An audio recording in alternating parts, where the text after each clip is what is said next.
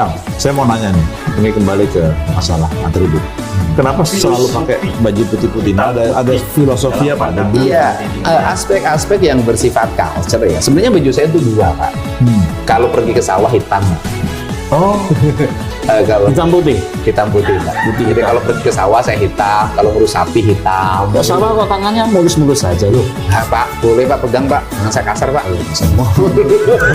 Bapak nggak percaya sama saya. Jadi karena warna dasar dalam filosofi tauhid, ya kan, itu hanya dua warna, hitam dengan putih. Nah, hitam itu kan lambang tanah, putih lambang air. Makanya kan dalam pewayangan pemegang tahta spiritual itu hitam putih, yaitu Semar, itu hitam putih. Kemudian Arya Werkudara, Arya Bratasena Werkudara kalau orang Jawa, hitam putih, kotak-kotak. Kemudian kalau kita pergi ke Mekah hanya dua warna kok. Laki-laki putih, perempuan hitam. Dan hitam putih itu tuh bukan dua dunia yang berbeda, itu dua dunia yang sama.